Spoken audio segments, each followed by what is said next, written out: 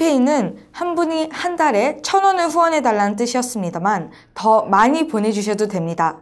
그리고 더 많은 분들이 후원해주시길 부탁드립니다. 후원금을 보내주시지 못하는 분들께 광고 시청을 부탁드립니다. 광고 1회당 베나TV의 수익은 1원입니다. 영상 하나당 광고 5개를 다 보시면 5원의 수익이 베나TV로 옵니다. 이 금액만으로는 프로그램 제작을 하기가 매우 어렵습니다. 그러니 후원도 많이 부탁드립니다. 감사합니다.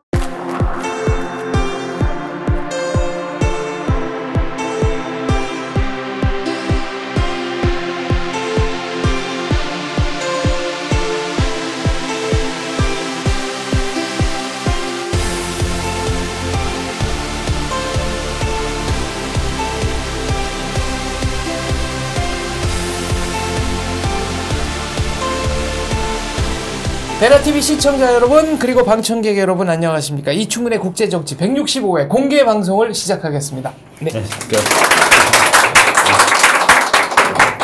공개 방송은 관리에 따라 50분간 강연을 하고 10분 동안 질문을 받고, 그 다음에는 이제 카메라 녹음기 끄고 본격적인 1시간 동안에 격렬하고 재밌는 난상 토론 함께 하도록 하겠습니다. 이충근 박사님과 제가 미국에 다녀왔는데요. 굉장히 많은 분들이 후원금을 현지에서 지원해 주셨습니다. 보스턴의 킴버리 YMO 선생님 $100 주셨고요.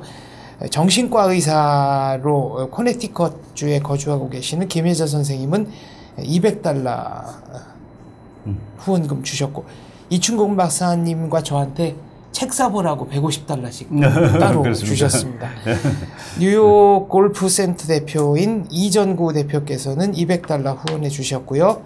필라델피아 크로스 선교회 이권상 장로님 $100, 또 뉴저지에 거주하시는 박인종 선생님 $100, 뉴저지 해밀턴 한국학교의 강남옥 선생님 $100, 그리고 역사학을 전공하는 정준호 학생이 $60 후원금과 손편지를 전달해 주셨고요. 류성희 선생님은 $20 후원금, $20 스타벅스 쿠폰 저희에게 후원해 주셨습니다. 감사하게 생각합니다. 거듭 감사드립니다. 이 박사님 미국 갔다 오신 뒤에 저희 베나TV로 강연 요청이 계속 들어오고 있는데요. 그렇습니까? 네. 서울대 미주총동창회에서는 2018년 6월에도 혹시 강연이 가능할지 여부를 한번 타진해 오셨고요. 또 이전구 선생님은 뉴욕에서 강연회를 한번 꼭 갖고 싶다는 말씀해 오셨습니다. 그 밖에 뭐 일본이라든가 뭐 카나다라든가 기타 여러 등지에서 문의가 계속 오고 있습니다. 필라델피아와 뉴저지에 저희 행사를 마련해 주었던 그 남상현 대표, 청년 실업가 남상현 대표도 교회를 돌아다니면서 투어를 하면 어떻겠는가. 그래서 본인이 앞으로 열심히 조직을 해서 저희에게 연락을 해 오겠다라고 알려왔습니다. 많은 분들의 관심에 정말로 감사드립니다. 고맙습니다. 네, 오늘의 주제 시작하겠습니다. 한미 동맹은 이상이 없다. 한미 정상회담의 공동 성명이었습니다. 네. 동맹이라는 게 뭡니까? 우리가 그 동맹에 대해서 잘 알아야 될 사람이 잘 모르는 경우가 많습니다. 정책을 많이 공부한 사람도 동맹 그러면은 친한 나라라고 착각을 하는데, 동맹은 친한 나라가 맺는 것이 아니라 적이 같은 나라가 동맹을 맺는 겁니다. 적이 같은 나라가, 아주 쉽게 얘기하면은 내가 이제 우리 장 박사랑 친해요. 그런데 장 박사가 엄 PD하고 적이야. 근데 나는 엄 PD하고 아무것도 아닐 때 나는 아무리 친해도 동맹 맺지 않는 겁니다. 왜냐하면은 둘이 싸울 때 내가 왜 미주다는 사람하고 싸워야 돼요. 그런데 내가 엄 PD를 아주 미워하고 장 박사도 미워합니다. 근데 난 장 박사하고 둘이 별로 친하지 않은데 그때는 동맹을 맺습니다. 왜? 적이 같으니까. 그래서 어느 두 나라가 우리 동맹이 좋습니다 했을 때는 그 적에 대해서, 미국은 북한이 적입니다. 지금 현재 북한이 적이야라고 했는데, 우리나라도 미국이 북한이 적이라는 것만큼 적이야 그러면은 우리 동맹은 아무런 문제가 없습니다 하는 말이 됩니다.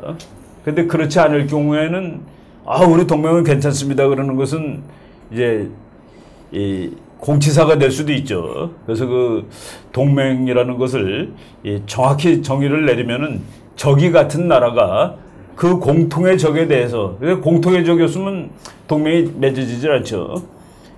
공통의 적에 대해서 함께 싸우기로, 군사적으로, 동맹은 군사적인 걸 얘기하지 무슨 경제 이런 거 아닙니다. 그래서 공통의 적을 향해서 같이 군사력을 가지고 싸우기로 약속한 관계, 이게 동맹 관계죠.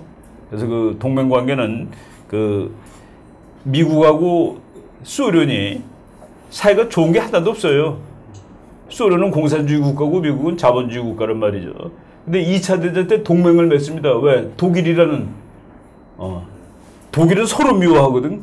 그 독일 때문에 둘이 동맹을 맺는데 독일이 소멸되니까 그날로 적이 되죠. 동맹은 그런 관계다 하는 것을 우리가 정확히 알아야 됩니다. 그래서 그 한미동맹이 좋다, 뭐 나쁘다 이런 걸 정말 판정할 때 북한에 대해서 인식이 같으면 좋은 것이고, 같지 않으면은 또 이제 의심할 수 있는 것이고, 그렇죠. 북한에 대한 인식에 있어서 한미 간에 어느 정도 이견이 있다면 그것은 동맹에 금이 간 것이라고 보는 것이죠. 네, 이렇게 볼 수 있겠다. 예를 들어서 그 노무현 대통령 때, 그때 이제 미국의 부시 대통령이 북한을 악의 축이라고 그랬죠. 그러니까 확실하게 미워하는 겁니다. 근데 한국은 북한을 뭐 우리 통일을 위한 뭐 협력 동반자, 그러면은 두 대통령이 한미동맹은 문제 없습니다. 그래도 실제로는 문제가 있는 거가 되는 것이죠. 그렇게 판정하면 됩니다. 기준은.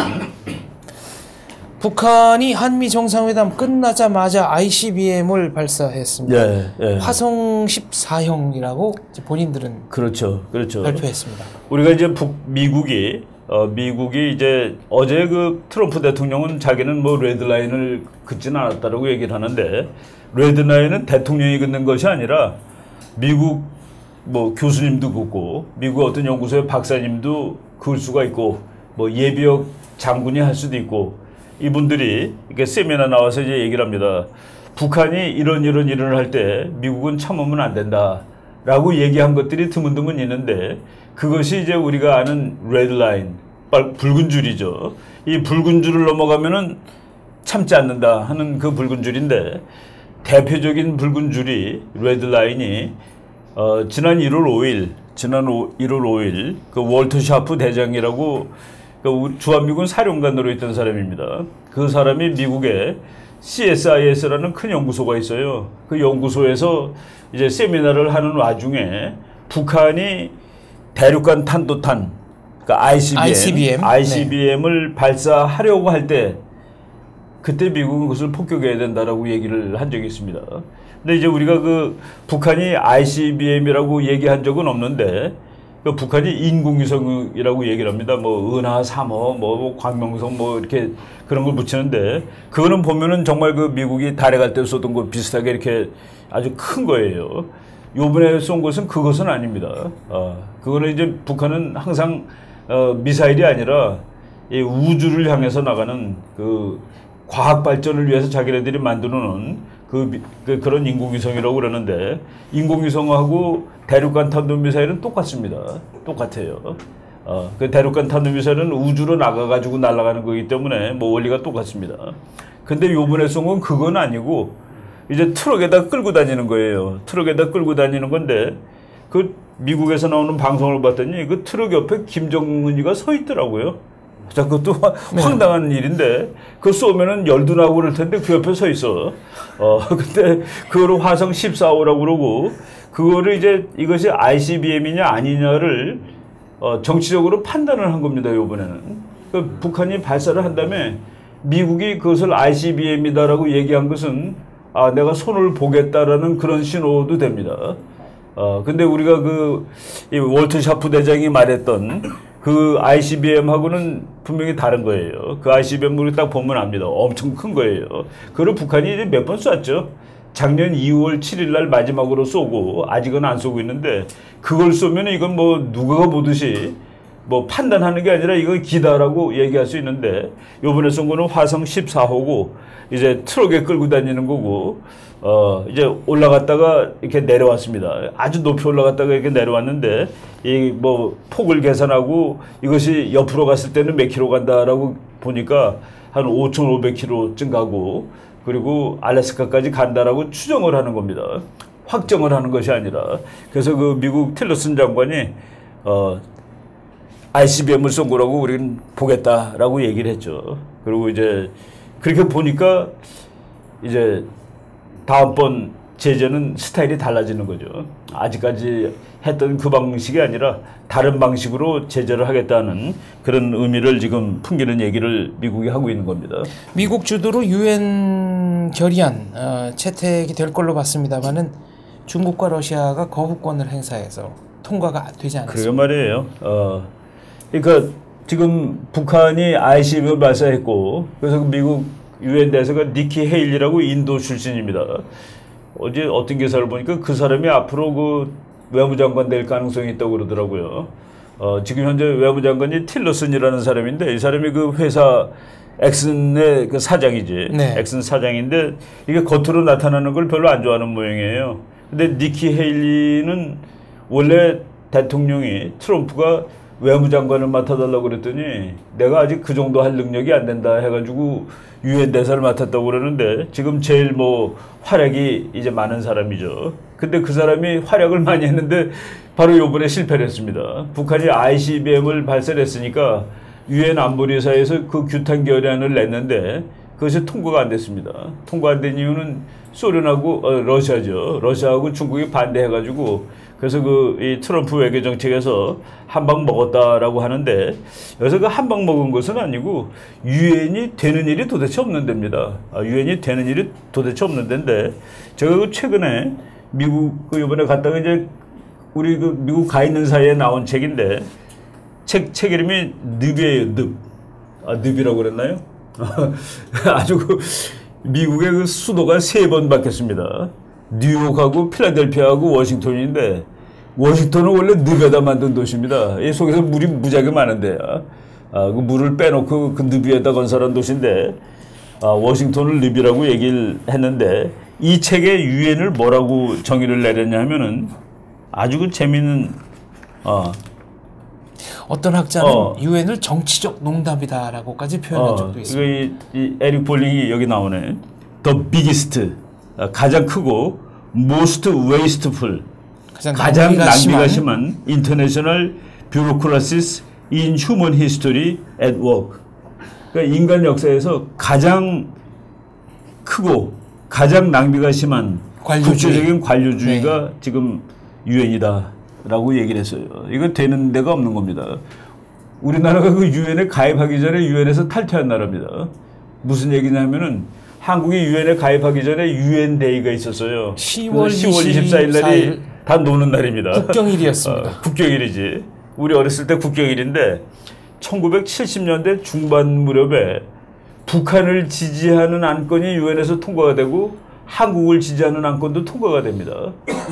그러니까 그 북한하고 한국하고는 정반대인데 두 나라의 유리한 결연이 다 통과되는 거예요. 그래서 유엔 사령부 가지고서 한국의 안보를 막을 수 없다 그래서 그 한미연합사가 생기는 계기가 되는 겁니다. 유엔이 뭐가 도무지 못하는구나. 그래서 한미연합사가 바로 그 무렵에 생기죠. 그러니까 이제 이 에릭 볼링이라는 뭐 평론가가 가장 못쓰는 조직이다 그랬는데 거기서 일이 안 된 거에 대해서 뭐 미국은 놀라지 사실은 않습니다. 다만 니키 헤일리 대사가 유엔에서 뭐 일을 아직까지 참 승승장구 잘했는데 북한이 ICBM을 발사한 것을 이제 규탄안을 내는데 이것을 통과를 못 시켰다. 그러니까 유엔이 뭔지 다 아는 것이죠. 북한이 ICBM을 쐈는데 중국이 규탄안에 반대했다. 그러면 이제 트럼프가 이제 뭔가를 깨닫는 겁니다. 그동안 중국한테 의존하고 북한 핵 문제를 중국한테 좀 의존을 했는데 이건 아니구나 하는. 그래서 지금 그것들이 다 이제 다시 정상으로 바뀌고 있습니다. 제가 그 6월 26일 날 조선일보에 그 시론을 하나 썼는데 그 시론 제목을 트럼프 대북 정책의 진화라고 해서 썼습니다. 처음에 이 사람이 북한을 내가 그냥 강경하게 손을 봐야 되겠다가 이제 첫 번째 한두 달이에요. 그러다가 4월 달에 시진핑 만난다면 아 중국한테 부탁하면 되겠구나. 그게 한 2달 가고 이제 6월 한 20일 그때 그 오토 원비오군이 죽은 날 네. 그날을 기점으로 해서 아 이거 안 되겠구나 하고 돕니다. 지금 돈다는 거가 요 며칠 그 7월 4일 날 뉴욕 타임즈에도 그 기사가 아주 자세히 났더라고요. 보니까 트럼프 콜스 시 with a warning on North Korea. 트럼프가 시진핑한테 전화를 걸었는데 북한에 대해서 그 경고를 하면서 전화를 걸었다. 이 그 기사 내용이 이제 이 중국하고의 그 한의문, 중국한테 대한 무슨 기대 이런 거가 끝나가고 새로운 대책이 나올지 모르겠다는 그런 기사가 나오는데 지금 이제 모든 것이 좀 이렇게 다시 원위치 정상으로 돌아가는 것 같아요. 중국한테 기대했는데 안 되고 심지어 중국은 한국 대통령한테 동맹이라고 얘기죠. 북한은 동맹이고. 네, 한중 정상회담에서 시진핑 주석이 한 얘기입니다.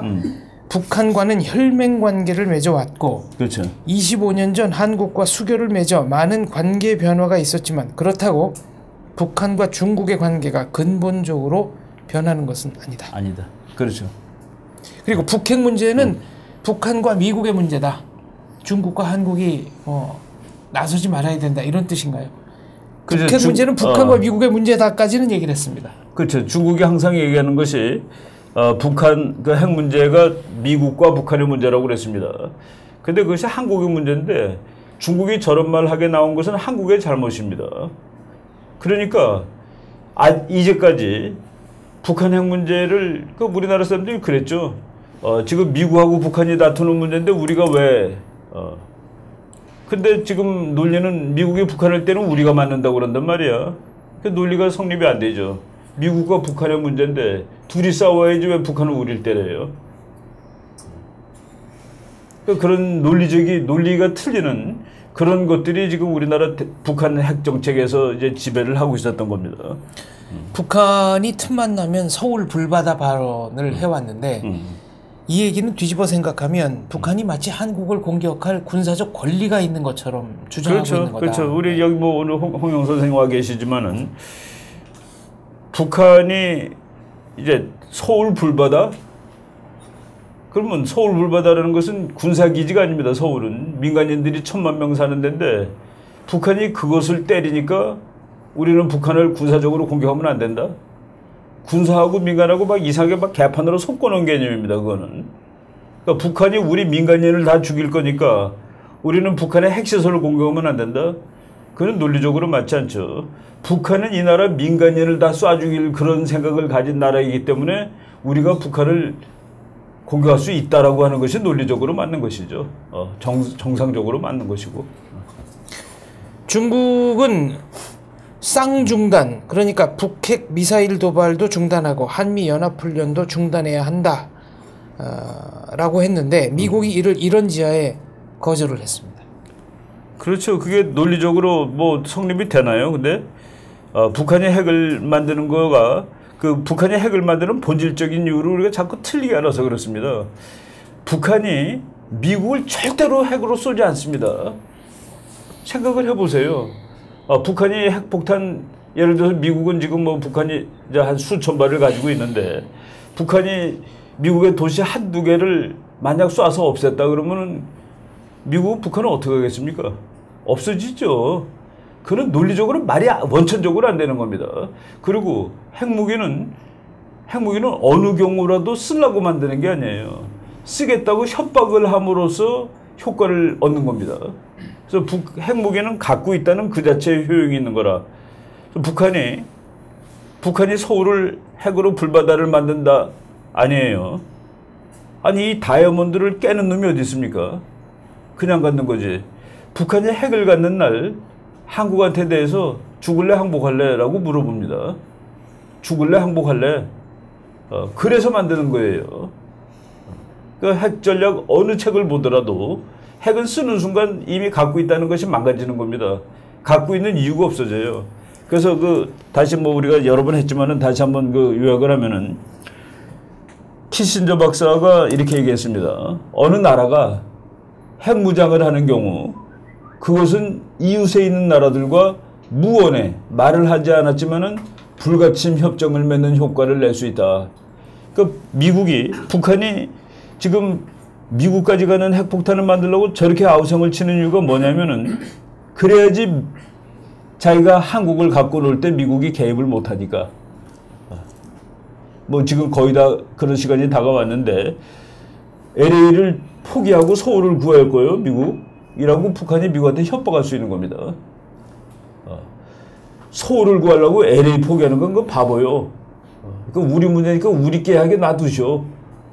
그 미국은 북한하고 불가침 조약을 강제로 맺은 꼴이 되는 것이죠. 그리고 그러면 한국은 그러면 북한 핵폭탄에 죽느냐? 아니죠. 항복할 거요. 그렇지 않으면은 죽을 거요. 그거는 한스 모겐소 교수가 한 말입니다. 두 나라가 다투고 있는데 한 나라가 핵을 만드는데 성공을 했다. 핵이 없는 나라는 전략적 옵션이 두 가지로 줄어든다. 1. 싸우다 죽는 방법. 2. 미리 항복하는 방법. 그거는 이미 아주 끝내주는 국제정치학자들이 아주 쉽게 요약을 해놓은 것을 북한은 그대로 따라서 하는 거예요. 근데 우리는 뭐 북한 핵으로 서울이 다 죽는다느니 뭐 이런 그 전략론에 나오지 않는 이야기를 아직까지 하고 있었던 겁니다. 북한은 자기 북한판 평화통일을 하기 위해서 아직까지 고생을 했고 그것이 바로 이제 눈앞에 다가온 거예요. 그 요새 나오는 신문들 읽어보면은 6나라가 모여서 북한 핵에 대해서 대응책을 논의했다. 뭐 대화를 공허한 얘기죠. 공허한 얘기입니다. 이거는 뭐 또 우리 지금하고는 상황이 좀 다르지만은 비스마르크가 그렇게 얘기한 적이 있었죠. 이 시대의 문제를 해결하기 위해서는 토론이나 다수결이 아니라 철과 혈. 네. 철혈재생이라고 그랬죠. 철혈재생. 철혈. 전쟁이라는 소리죠. 바로 무엇이 필요하고 무엇이 안 필요한 것을 우리가 좀 정확히 이제 판단을 해야 될 때가 이제 다가오고 있습니다. 문재인 대통령은 그래도 대화로 문제를 풀어가겠다. 또 전쟁이 일어나는 것을 어떻게든 막아보겠다라고 천명을 했는데 전쟁을 하지 않겠다는 발언 자체가 어떻게 보면은 우리의 협상력을 좀 떨어뜨리지 않나 하는 걱정이 듭니다. 그러니까 북한 핵 문제가 89년부터 시작돼 가지고 지금까지 계속되어 오고 있습니다. 89년부터 시작됐다는 것은 공식화된 것이 89년이지 북한이 핵을 만들기 시작한 것은 54년부터예요. 1954년부터 했으니까 이미 60년이 넘은 문제입니다. 근데 제가 89년부터 이제 그 세미나 할 때마다 북한 핵 문제 얘기하는데 제가 한번 그 미국을 그 세미나로 갔었는데 그 당시 우리 그 연구소 소장이 하시는 말씀이 군사적 수단을 제외한 모든 수단을 사용하여 북한 핵 문제를 해결한다. 그런데 내가 군사적 수단을 빼면은 수단이 안 남아요 그랬습니다. 군사적 수단이 가장 결정적인 수단인데 그걸 뺀 모든 수단. 그 말이잖아요. 군사적 수단을 뺀 모든 수단을 사용해서 군사적 수단이 포함돼야지 모든 수단이 되는 것이죠. 지금 북한에서 넘어오신 분들이 다 그런 말을 하지만은 지금 북한은 억만 금을 주더라도 핵을 포기하지 않는다라고 지금 다 그런 얘기 하잖아요. 절대로 포기하지 않겠다. 절대로 포기하지 않고 그리고 북한을 살려주면은 북한이 핵을 포기할 거냐, 포기하지 않겠느냐. 그 이제 우리 여기서 또 여러 번 방송했습니다. 북한은 전갈입니다. 전갈. 김정은 체제는 전갈 같은 체제예요. 그래서 전갈한테 너 독을 빼라 그러면 살려줄게라고 얘기하는데 전갈이 독을 빼는 순간 이미 전갈이 아닙니다. 그래서 그거는 논리적으로 자가당착이에요. 그래서 제가 전번 조선일보에 이렇게 썼지. 북한 살려주고 싶어도 살려줄 방법이 없다. 김정은 체제는 살려줄 방법이 없어요. 이미 정상을 넘은 체제거든요. 대한민국 정부 일각에서 나오는 이 평화협정 체결, 이거는 어떤 뜻일까요? 그러니까 평화라는 거가 자꾸 우리나라 사람들이 또 하나 헷갈리는 거가 평화하고 전쟁을 동차원의 개념으로 자꾸 봅니다. 예를 들어서 우리 김석천 선생한테 전쟁입니까 평화입니까? 라고 물어봐요. 그러면 평화라고 대답하지 어떻게 전쟁이라고 대답하겠어요? 근데 그 질문이 틀린 질문이다는 얘기입니다. 전쟁은 수단입니다. 수단. 평화는 목표예요. 그래서 그 국가의 지도자 된 사람은 국가의 지도자, 모름지기 총사령관이 된 사람은 전쟁이라는 수단을 잘 활용해서 평화라는 것을 지켜야 되는 것이죠. 그런데 평화는 저쪽에 있는 목표고 전쟁은 그 목표를 이룰 수 있는 수단 중에 하나인데 이거를 동차해 놓고 평화냐 전쟁이냐 물어보고 그리고 아무리 나쁜 평화라도 전쟁보다 낫다고 그러는데 그 질문은 상당히 그 위험한 말입니다. 그러면은 우리가 일본이 침략을 다시 했다. 1910년처럼. 그럼 항복해야 됩니까? 평화를 위해서. 그럼 이완용이는 아무리 나쁜 평화를 택한 사람인데 그럼 그 사람은 위인이 되는 건가요? 우리가 정치가들이 그냥 입버릇처럼 하는 말, 아무리 나쁜 평화라도 전쟁보다는 낫다. 그러면은 이완용이는 아무리 나쁜 평화를 전쟁보다 나으니까 택한 사람이라고 볼 수 있는 건가요? 그리고 이 말을 더 위험하게 생각하면은 그럼 북한이 도발을 해오면은 항복할 거예요? 평화가 더 나니까? 이런 거는 위험한 말입니다. 개념상 틀리는 말이에요. 그래서 그거는 네. 우리가 그 국제정치학적으로 그런 용어는 적어도 국가의 지도자급 되는 사람은 쓰면 안 되는 말이죠. 유엔 결의안, 대북 새 유엔 결의안 말씀을 방금 전에 했습니다만 그 세세한 내용을 한번 들여다보겠습니다. 한미일 정상 간에 합의한 내용으로는 북한과 거래하는 중국 기업에 대한 추가 금융 제재, 그렇죠. 중국으로부터 북한으로 흘러 들어가는 원유 수출 억제, 고려 항공의 취항 금지, 북고위 관리의 여행 금지 등이 들어 있습니다. 예, 이런 것만이 들어가 있고 지금 이제 미국이 트럼프 대통령이 그것도 이제 나는 트럼프 대통령이 뭐 이렇게 생각을 잘못해서 그렇게 했다고 보지는 않습니다. 맨 처음에 북한에 대해서 이제 북한이 2월 12일 날 처음으로 트럼프 대통령 된 다음에 처음 쏜 것이 2월 12일이에요. 그래서 이 사람이 트럼프 대통령이 2월 13일 날 아주 세게 얘기했습니다. 북한은 정말로 골치 아픈 나라다. 그리고 미국은 가장 강력하게 북한 문제에 대처하겠다. 그래갖고 우리들은 저 북한을 엄청나게 이제 강력하게 뭐 전쟁이라도 할 모양이다라고 생각을 했죠. 그리고 이제 미사일 핵폭탄도 다시 한국에다 재반입하고 뭐 이런 얘기가 막 나왔는데 그러다가 이제 중국 쪽으로 조금 돌았습니다. 4월 6일 날 시진핑 주석하고 만나가지고 그리고 한 몇 달 동안은 자꾸 이제 중국에 의존하는데 그것이 지금 아까 변하다고 얘기했는데 트럼프 대통령이 7월 5일, 그 며칠 안 됐죠. 7월 5일 자기 트윗에다가 뭐라고 썼냐면은 지금 중국이 북한의 그 경제 목줄을 쥐고 있는 나라인데 금년 들어서 지난 1사분기, 그러니까 1월서부터 3월까지의 북한과 중국의 교역량이 40%가 늘었다라고 아예 거기다 써버렸습니다. 자기 트윗에다가.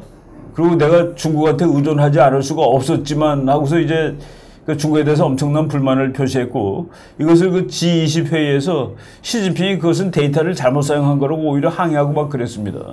이제 그 중국이 그리고 이제 미국은 그 중국의 그 회사들 지금 북한으로 달러를 흘려보내는 모든 회사들을 다 제재하겠다라고 지금 하고 있죠. 그 핵폭탄을 만들기 위해서는 그 뭐 외국에서 부품도 사오고 그러니까 달러가 필요한데 달러를 집어넣어주는 중국 회사를 전부 다 이제 손을 보겠다 했는데 저는 지금 트럼프 대통령이 그냥 뭐 엄멍덤멍하기보다도 사실 트럼프의 더 큰 대외 정책은 중국입니다. 북한이 아니라. 중국을 어떻게 할 거냐가 이제 트럼프 대통령의 더 큰 목적인데 저는 중국에 대해서 이제 그 트럼프 대통령이 6년 전에 쓴 책 보면은 아주 심플하게 나와요. China is our enemy 라고 써 있습니다. 중국은 우리의 적이다. 중국은 우리의 적이다. 아주 노골적으로 써 있습니다. 트럼프 대통령 이전에 오바마 대통령 때 중국이 뭐냐 물어보니까 선의의 경쟁자라고 얘기합니다. 선의의 경쟁자와 적 사이에는 간격 완전히 다른 얘기죠. 근데 그건 웃기는 얘기다라고 하고 오바마가 세상을 잘 모르고 있다라고 하고 China is our enemy라고 노골적으로 쓰는데 이제 그거에 대해서 이제 그 근거를 쌓은 겁니다. 근거를 지금 쌓은 거예요. 북한 문제 도와주셔. 그러면 내가 경제 문제도 좀 쉽게 잘해줄게. 결국 네 못하는구만. 내가 너를 손을 봐야 될 이유가 이제 막 이만큼 쌓이는 거다 하는 그거 아닌가 생각을 하는 것이죠. 그래서 우리가 지난 한 3월 달에도 그런 얘기를 한 적이 있었습니다. 우리 학자들끼리. 지금 트럼프가 칼끝을 북한으로 향하고 있는데 중국이 보니까 자기 쪽으로 향하고 있는 거라고 중국은 보고 있는 그것이 지금 요 몇 달 동안의 상황이라고 보면은 아마 정확한 표현이 될 것 같아요. 중국을 콕 집어서 얘기하지는 않았습니다만 한미일 정상은 북핵 문제 해결을 위해 접경 국가가 나서달라 이렇게 주문을 했고요. 중국의 환구시보는 중국이 북한에 대한 노력할 만큼 했다. 그렇죠. 중미 관계가 인질이 돼서는 곤란하다라고 반발했습니다. 그러니까 중국이 미국한테 대해서 지금 반응하는 태도가 아주 유일하게 나타나는 패턴이 우리는 노력하고 있다. 그리고 미국과의 관계가 나빠지는 건 안 된다라는 것을 중국이 이제 계속 강조를 하고 있는데 지금 우리 최근에 그 상황이 어젠가 그제 되죠. 지금 우리나라에서 그 비행기 이름을 죽음의 백조라고 알려져 있는 비행기가 있는데 네, 죽음의 백조가 이제는 실탄을 장착한 채 한국으로 왔다. 그 B2라는 전투기가 B1이 전투기가 아니라 B1이 이제 폭격기죠. B1이 그 남진해를 지금 휘젓고 다니고 있습니다. 그러니까 중국이 자기 섬이라고 그러고 거기 이제 논쟁이 많잖아요. 네. 거기를 지금 휘젓고 다니고 있고 그리고 이제 그 날짜로 그러니까 오늘이 7월 8일, 9일 요 다음 주 그러니까 이제 다음 주에 그 인도하고 일본하고 미국이 이제 훈련을 같이 합니다. 그 말라바 훈련이라는 거 있는데 그 뭐 매년 하는 거지만은 바로 요 무렵에 지금 또 뭐 이제 하는 것이 의미가 있죠. 그 셋이 훈련을 하고 있고 그리고 G20 회의에서 인도 수상급 모디하고 또 시진핑하고 또 이제 한바탕 했습니다. 뭐 티격태격 거렸는데 그 국경 분쟁이 있습니다. 그 두 나라 사이에 그러니까 중국이 뺏었죠. 1962년에 인도는 그거 내놓으라고 그러고 있고 바로 그런 것들이 지금 이 동아시아에서 아주 뭐 갈등의 그 요인이 되는데 심각한 분쟁 요인으로 이게 커지고 있다라고 보시면 됩니다. 실제로 인도 중국 접경지대로는 지금 그렇죠. 양국의 그렇죠. 병력이 이동하고 있는 것이 포착이 됐습니다. 그렇죠. 그리고 이제 그 인도가 지금 월남하고 이제 그 동맹 관계를 좀 강화하고 있습니다. 인도 해군이 이제 동쪽으로 오죠. 인도 해군이 영국 해군보다 더 세다는 말 들어보셨습니까? 그런가요? 영국 학자가 드디어 영국은 인도보다도 약하다라고 했는데 인도 해군이 많이 지금 강해지고 있습니다. 인도 해군이 강해지고 있고 그리고 일본도 마찬가지고 지금 그 중국을 결국은 중국이 국제사회에서 이제 책임 있는 강대국으로 크지 못하고 있다라고 이제 보는 것이죠, 미국이. 네. 지금 아마 그래서 트럼프가 북한 문제를 한번 해결해봐라고 한번 그 뭐라고 그럴까 테스트라고 좀 그렇지만은 뭐 그런 거 아닌가 하는 생각이 듭니다. 네.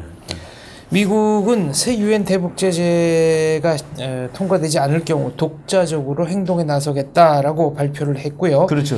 북한과 무역 거래를 하는 나라를 타겟으로 해서 북한과 관련한 단체 그리고 그 단체와 연계한 거래 대금의 압류를 시도하겠다. 금액은 한 7억 달러 됩니다. 네. 근데 세계 8대 은행이 다 들어가 있습니다. 뱅크 오브 아메리카, 시티그룹, 도이치뱅크, 스탠다드 차티드, 뭐 JP 모건 체이스 등이 다 들어가 있는데요.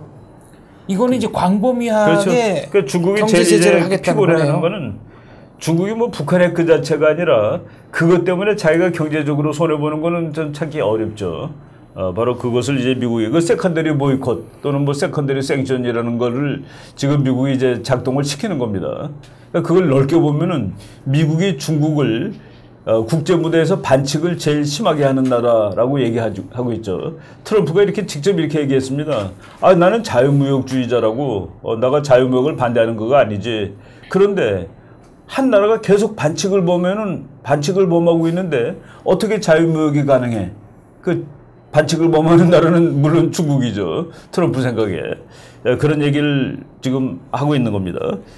그리고 이제 유엔에서 또 재밌는 것 중에 하나가 한 며칠 됐어요. 유엔에서 그 결의안을 냈는데 122나라가 우리는 앞으로 핵을 만들지도 않고 사오지도 않고 개발하지도 않고 하여간 뭐 핵은 절대로 안 하겠다라고 해가지고 이거를 이 결의안을 통과시켰습니다. 이렇게 결의안을 통과시켰다라기보다도 투표를 했어요.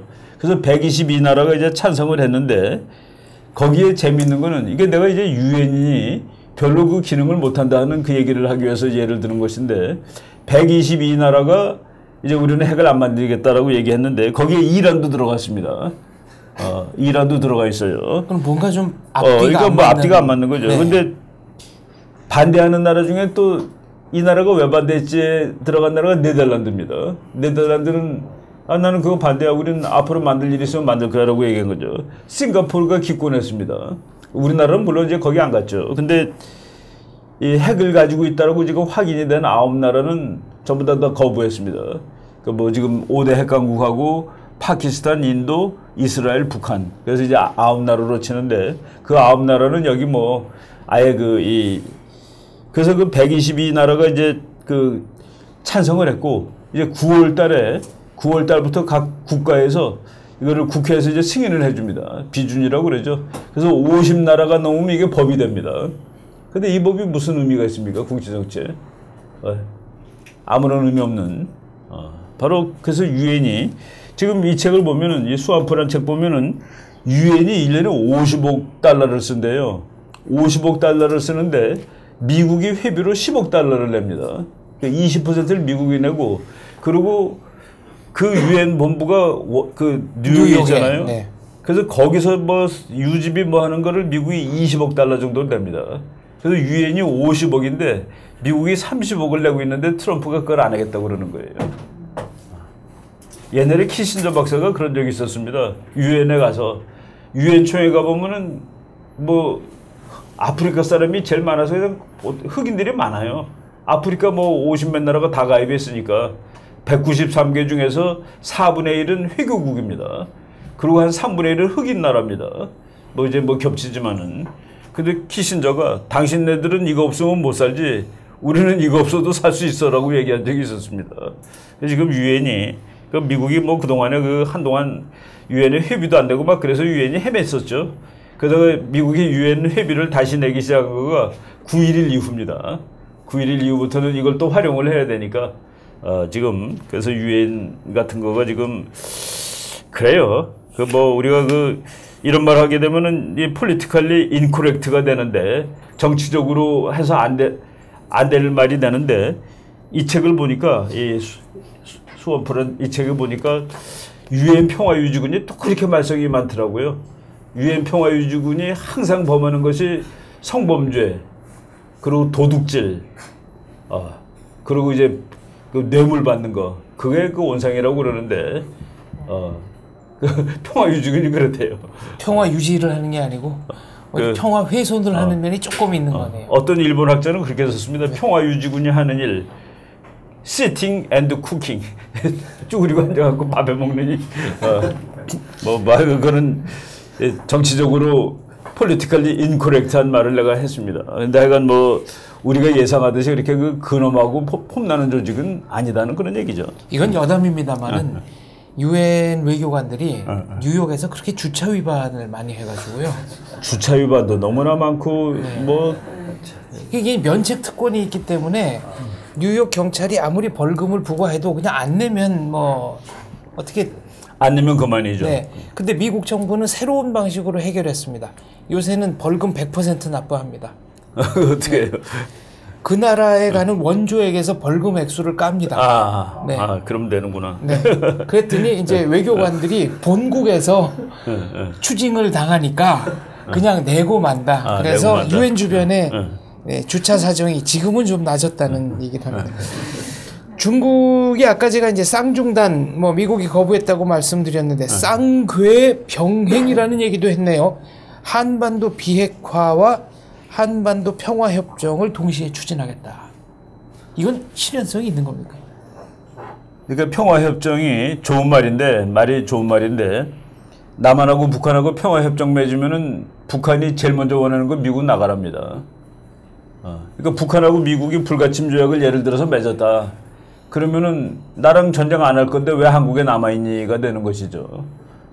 북한은 오로지 미국이 나가야 됩니다.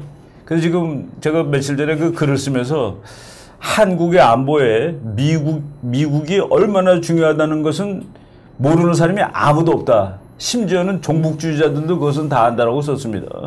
그 종북주의자들이 그걸 아니까 미국 나가라고 그러는 것이죠. 이거 있으면은 자기네가 원하는 게 안 되니까. 그러니까 역설적으로 미국이 있어서 이 대한민국의 안보가 지켜진다라는 얘기가 추론이 되는 겁니다. 주한미군이 나갈 경우에 북한과 중국으로부터 군사적 위협을 당할 것이다까지는 많은 사람들이 생각합니다만 일본에 대해서 대한민국이 사실상 무방비 상태가 된다는 그렇죠. 그렇죠. 생각은 잘 못하시는 것 같습니다. 한미 동맹이 우리한테는 그 거의 그 실존적인 그 중요성을 가지고 있는데 존재에 직접 그 영향을 미치는 것이죠. 없어졌다고 생각할 때 이제 중국이 뭐 우리를 막 그 윽박지르겠죠. 북한이 전쟁하자고 나오겠죠. 근데 우리나라 사람들이 평소에 생각 안 하는 거가 일본과의 관계는 어떻게 될 거냐 하는데 저는 한미 동맹이 없어지는 순간 일본하고는 즉각적으로 적대 관계가 된다고 보죠. 피곤합니다. 중국하고 상대가 안 되게 피곤할 거예요, 일본은.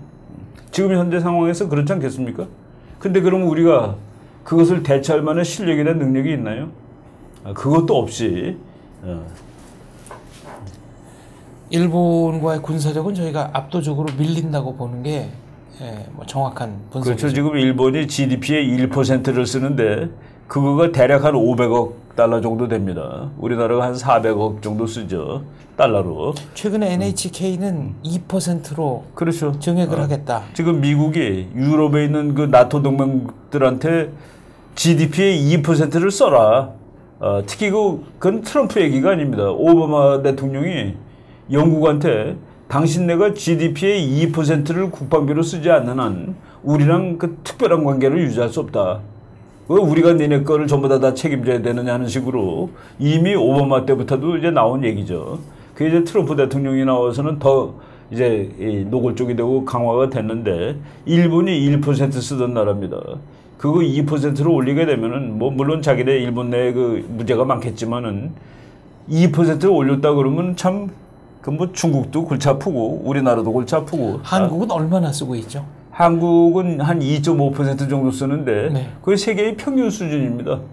그러니까 우리나라의 안보 처지에 보면은 조금 쓰는 것이죠. 액수로는 물론 세계에서 9등인데 우리나라의 그 GDP에 비교하면은 세계 평균 정도 쓰는 거고 이스라엘이 한 6%, 5, 6% 씁니다. 사우디가 그거보다 좀 더 쓰고. 그러니까 주한미군이 와서 써주는 돈이 우리나라 국방비랑 거의 비슷하다고 보면 됩니다. 네, 7월 6일자 미국의 CNBC에는 트럼프 대통령의 서포터라고 이제 CNBC가 표기한 켄 랑건의 인터뷰가 있었는데요. 2차 대전 이후 최대의 위협이 한반도에서 지금 펼쳐지고 있다라는 얘기였습니다. 한반도 주변에 군사적인 특이사항이 있습니까? 아까 이제 B1 뭐 죽음의 백조 얘기도 하셨습니다. 뭐 B1가 있고 그리고 그 일본하고 지금 우리나라 사람들이 이제 그 데이터를 알면은 그 깜짝깜짝 놀랄 것들이 많은데 지금 미국이 일본군을 데려다가 하와이에서 상륙작전 연습을 시키고 그럽니다. 캘리포니아에서 상륙작전 연습을 시키고 그러니까 일본군이 미국에 가서 캘리포니아에서 상륙작전하는 연습을 하는 거예요. 상륙작전 연습하는 부대라면은 뭡니까? 해병대죠. 해병대는 이거는 공격입니다. 그 개념상으로. 더 놀라운 얘기를 우리가 해준다면은 박근혜 대통령이 중국 가가지고 중국 전승절, 뭐 중국이 뭐 어떤 의미에서 전승절인지 몰라도 하여간 전승절에서 손을 들고 있는 그 시간. 바로 그 순간에. 이게 그 순간 그러면 조금 시차로 틀려요. 네, 그 시간에. 그 9월 3일 네. 아침이었잖아요. 9월 3일 아침 몇 시인가 그래. 근데 캘리포니아 시간으로 9월 3일 아침 10시에 일본군하고 미군 1만 1000명이 상륙작전 연습을 하고 있었습니다. 중국 퍼레이드를 한 중국군이 1만 2000명이었어요. 근데 그 시간에 그러니까 물론 이제 캘리포니아로 그 시간에 북경에서 퍼레이드한 북경 시간과 똑같은 캘리포니아 시간에 일본군과 미군이 상륙작전 연습을 하고 있었다는 그 얘기입니다. 그리고 미국 사람들이 일본에 대해서 얘기하는 것 중에서 특이한 거가 뭐냐면은 그 상륙작전 연습을 시켜주는데 일본은 그 센카쿠라는 섬이 중국하고 서로 직거라고 그러고 있잖아요. 그런데 미국이 일본한테 뭐라고 얘기를 했냐면은 뺏어줄게 그랬습니다. 중국이 뺏어가면 뺏어줄게요. 중국이 뺏기 전에 막아줄게가 아닙니다. 용어가. 어떤 차이가 있습니까? 그러니까 막아주는 거하고 뺏어주는 거하고는 중국이 갖고 갔는데 그것을 다시 뺏어서 주겠다 하니까 훨씬 더 개념상으로 좀 더 나간 것이죠. 좀 더 적극적인 군사행동을 하겠다. 네. 일본이 그것을 얻어내기 위해서 있는 힘 다해서 미국한테 아양을 떤 겁니다. 결국은 그걸 받아낸 것이죠. 그래 생각고는 미일 방위조약이 적용되는 지역이야. 그걸 하나 확실하게 따내는 겁니다. 국내 언론을 살펴보면 최근에 이제 함부르크 G20 회의, 네. 미국, 일본이 완전히 한편이 됐고 중국, 러시아도 완전히 한편이 된 것 같은데 한국은 그 사이에서 선택을 강요받고 있다, 방황하고 있다 이런 식의 거기서 표제를 저는 뽑았습니다. 러시아를 자꾸 우리나라 사람들이 중국하고 러시아를 같은 편으로 치는데 저는 미국과 러시아가 같은 편이라고 보고 있습니다. 중국과 러시아는 일단 지정학적으로 같은 편이 될 수가 없는 나라예요. 그거는 될 수가 없는 나라고, 그리고 러시아하고 미국하고 자꾸 그 냉전 벌이고 있다고 그러는데 두 나라 냉전 벌이고 있지 않습니다. 그래서 기자들이 이렇게 쓰는 건데 냉전을 벌일 수가 없어요. 첫째는 왜 그러냐면은 힘이 상대가 안 되니까. 그러니까 냉전을 벌이려면 힘이 비슷한 나라가 벌이는 겁니다. 그러니까 애하고 어른은 냉전을 벌이지 않아요. 그러니까 돈으로 한번 계산해 보면은 미국의 GDP는 18조입니다. 금년에. 그리고 러시아의 GDP는 1조 3천억 정도 되는데 대한민국보다 작습니다. 대한민국보다 돈이 적은 나라가, GDP가 적은 나라가 자기보다 14.5배의 GDP를 가진 나라하고 냉전을 벌인다? 그거는 논리적으로 맞지가 않습니다. 그래서 러시아가 자꾸 러시아는 중국하고, 러시아는 이제 과거에 그게 있는 것이죠. 과거 영화. 네. 그게 있어서 이제 미국한테 한번 좀 과시도 하고, 미국이 좀 이렇게 봐주기도 하고 그러는데, 트럼프 대통령이 러시아랑 친하다고 그래가지고, 미국의 언론들이 어떻게 러시아랑 친할 수 있느냐 그랬을 때, 트럼프 답이 명답입니다. 그것이 국제정치학의 ABC예요. 그러면은, 러시아가 중국하고 잘 지내라고 놔두란 말이냐가 그 트럼프의 답입니다. 양아치라고 얘기하면 좀 그렇죠. 깡패 하여간 마음에 안 드는 두 나라가 함께 놀도록 놔두는 건 국제정치에서 있을 수 없는 얘기죠. 그렇다면 한국 언론의 이런 보도 자체가 이제 그렇죠. 팩트에 충실하지 않은 거고요. 그 팩트와 이론에 맞지가 않는 거예요. 중국과 러시아가 한편이고 미국과 일본이 한편 아닙니다. 그럼 그 사이에서 선택을 강요받고 있다라는 식의, 그렇죠. 그것도 아니죠. 이것도 여기서 또 우리가 또 하나 이제 이 오해가 아니라 이제 잘못된 건데, 우리가 많은 사람들이 그래요. 우리나라 언론이 중국과 미국이 싸울 때 우리는 가운데서 힘들다 그러는데 그렇지 않아요. 우리는 미국 편입니다. 동맹을 맺었는데 미국 편이지 어떻게 싸우는데 힘들어요. 그 말 자체가 미국한테도 야 너네 지금 뭐라고 얘기하는 거야 라는 오해로 불러 살 수 있고, 중국한테는 너네 거짓말하고 있어. 미국하고 동맹인 주제에 무슨 가운데서 힘들다 그러고 있어. 이런 양쪽으로부터 다 좀 문제가 생기는 것이죠. 그래서 우리가 중국과 미국이 다퉈서 힘들다, 그 힘든 자격을 획득하려면 미국하고 동맹을 먼저 끊어야 됩니다. 그러면 중간에서 잴 수 있어요. 왜? 아무도 동맹이 아니니까. 그래서 우리가 미국과 중국이 다투는데 가운데서 힘들다라는 얘기하면은 지금 현재는 안 됩니다. 한미동맹이 중요하다 그러면서 그런 얘기를 하는 건 말이 안 되는 거예요. 둘 중에 하나는 틀리는 거지. 그러니까 한미동맹이 중요하면은 미국과 중국이 다툴 때 우리가 피곤해 할 필요가 없습니다. 미국 편이니까. 그리고 한국 사람들이 또 헷갈리는 것 중에 하나가, 지금 제가 얘기 막 하는 거 어제 비슷한 걸 글로 썼어요. 한미동맹을 한반도에만 묶어둬야 된다고 그러는데, 한미동맹 조약에 보면은 한미동맹은 언제 작동하느냐? 태평양 지역에서 침략이 발생했을 때 작동하는 겁니다. 태평양, 퍼시픽 에어리아로 돼 있지 코리안 페닌슐라로 돼 있지 않습니다. 그러니까 그런 거는 동맹 같은 거 조약을 확실하게 읽어봐야 되죠. 이렇게 미국이 야 이라크에 군대 좀 보내줘 그랬을 때 우리가 거부할 권리가 있어요. 그거는 조약에 의해서 우리의 의무가 아닙니다. 그런데 퍼시픽 에어리아라고 딱 돼 있거든. 그러니까 이거는 우리가 한반도 이외에 미국이 우리를 자꾸 다른 나라 문제로 끌고 들어간다 그러면 또 안 되는 겁니다. 북한이 7월 4일 ICBM 화성 14형호를 발사한 후에 매티스 미 국방장관은 당분간은 외교 경제 압박에 주력하겠다 이렇게 발표를 했습니다. 그렇죠. 그렇다면 미국의 군사 행동 가능성 얼마나 있는 겁니까? 군사 행동 뭐 얼마나라기보다도 있다라고 봐야 되죠.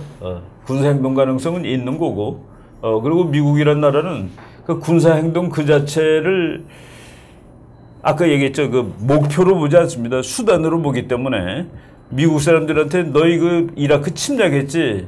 침략이란 말을 우리가 강조해서 얘기해도 맞아, 우리 침략했지. 그 자체에 대해서 도덕적인 어떤 그 뭐를 느끼질 않아요. 수단을 활용한 거니까, 국가 정책의 수단으로서 전쟁 군사력을 쓰는 거니까. 근데 지금 북한 문제가 이제 트럼프가 그런 얘기를 했죠. 트럼프 용어로는 시비어라는 단어를 썼습니다. 그 시비어 그러면 번역이 아주 그 뭡니까 또 하여간 그 아주 시비어한 수단을 써야 될 때가 이제 왔다라는 그 용어를 썼는데, 그게 이제 군사력이 항상 포함되어 있는 얘기죠. 근데 매티스 국방장관이 이렇게 얘기한 거는 뭘까요?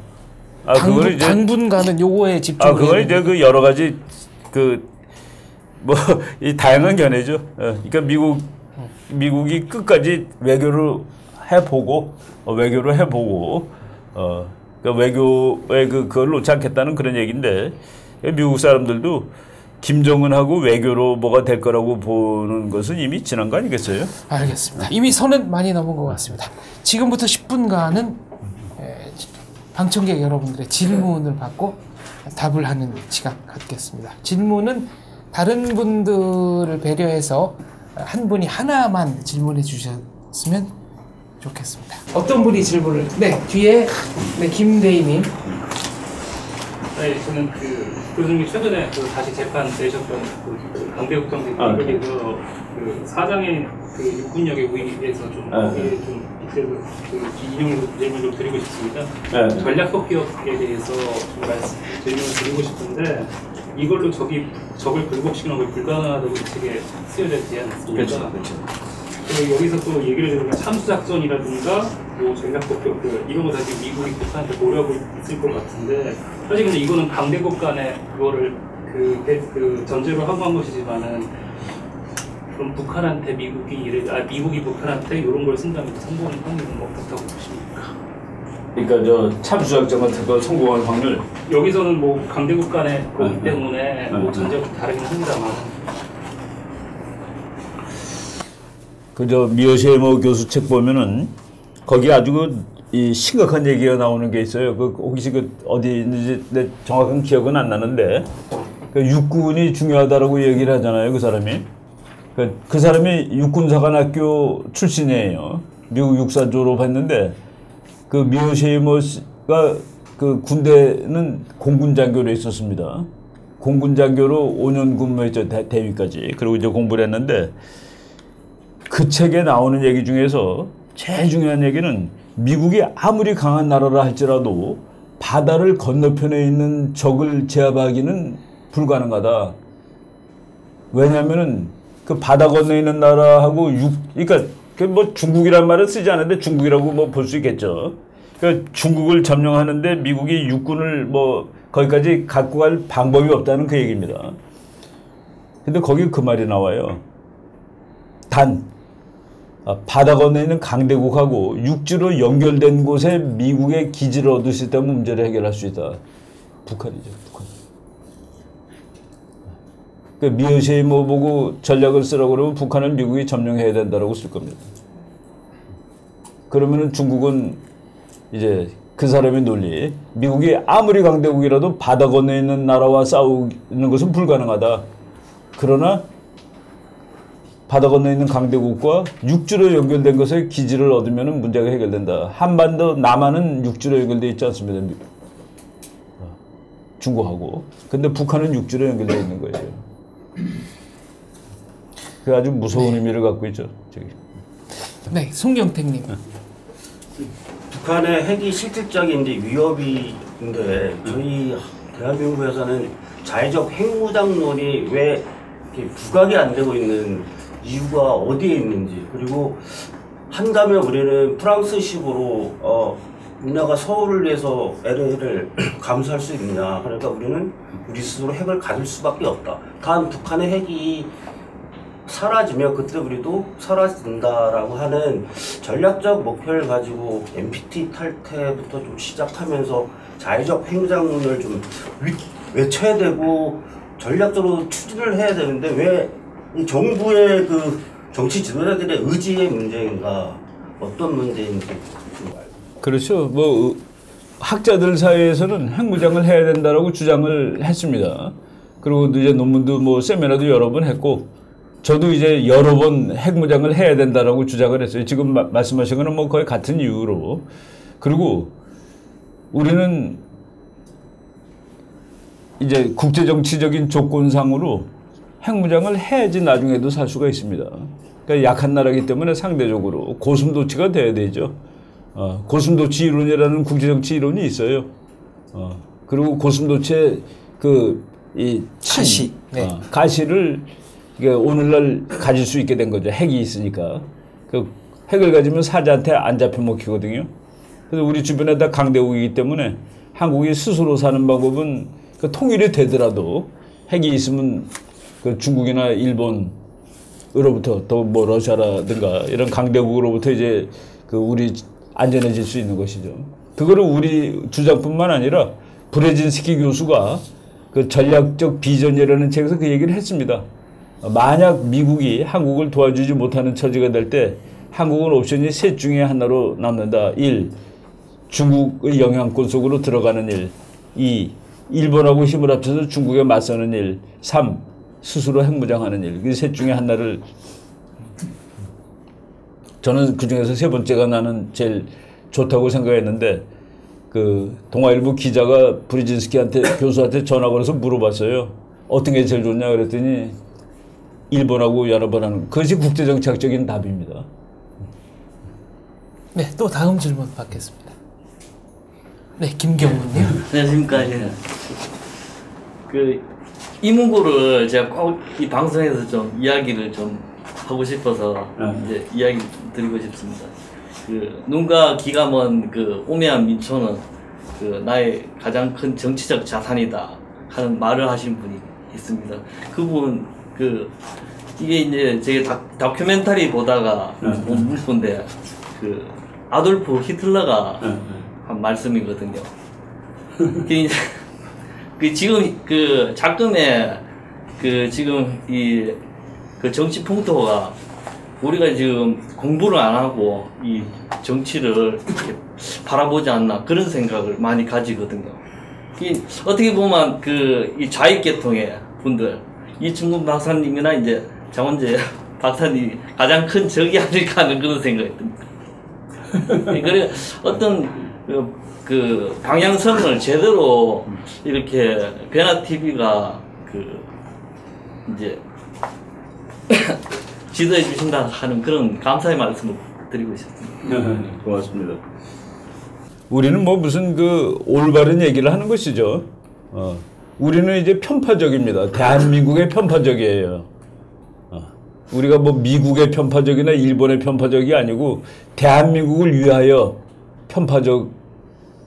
네, 친대한민국. 친대한민국적으로 하는 무조건 거죠. 친대한민국 저희들. 대한민국의 국익을 무엇보다 먼저 생각하는. 그렇죠, 그렇죠. 네. 우리도 이제 대한민국의 편파적으로 얘기를 하는데 학문에는 나라가 없지만은 학자는 자기 조국이 있는 것이죠. 우리는 우리나라에 대한민국이 그래서 우리 논리가 간단해요. 우리는 북한한테 우리가 이겨야 된다라고 주장하는 겁니다.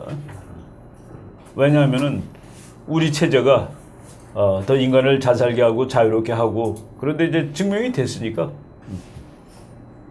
훨씬 더 뭐 인권 문제라든가. 그렇죠. 그렇죠. 네.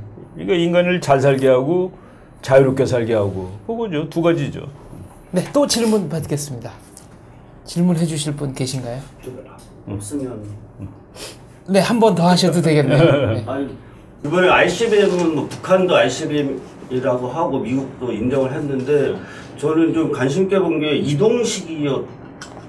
이거는 그러면 지금의 뭐 미국의 실력으로는 체크가 할 수가 있을 텐데 그래도 킬체인이나 뭐 이런 부분에 있어서 상당히 어려움에 직면한 거 아닌가라는. 그리고 그 이동식이 중국에서 공급했다고 하는 게 맞는 거예요. 그 지금 우리 북한이 이제 끌고 다니는 것 중에 그 뭐라고 그래요? 그거를 저 바퀴 여러 개 달린 그 큼직한 그 트럭. 네, 이동식 발사대. 그거 다 중국제입니다. 그거 다 중국제예요. 그 위에 있는 뭐 이 미사일은 북한제인지 모르겠는데 그 밑에 그 바퀴 크게 달린 거 바퀴 달린 트럭은 다 중국제죠. 네, 그 밖에 또 질문은 과연 지금 이동식 발사대로 쏘는 핵을 완전히 그 시스템을 갖췄느냐는 아직도 그건 확인이 된 건 아니에요. 어느 날 나는 이제 그 한번 시나리오를 그리면은 북한이 동해바다에다가 그 못 쓰는 배 한 척 갖다 놓고 예를 들어서 뭐 10,000톤짜리 화물선 갖다 놓고 이제 다 보여주는 거예요. 세계 다 보라고 해놓고서 미사일 가겠는데 그걸 맞췄는데 그 배가 그냥 순식간에 없어지고서 거기서 그 버섯구름이 피어올랐다. 그러면 그날 완전히 확인이 되는 거죠.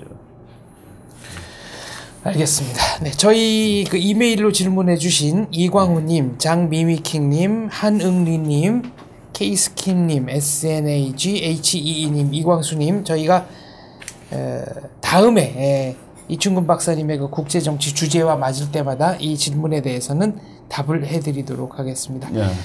이상으로서 오늘 공개방송 시간 모두 마치겠고요. 지금부터는 카메라 끄고 녹음기 끄고 허심탄회한 1시간 동안의 난상 토론 갖도록 하겠습니다. 참석해 주셔서 감사합니다.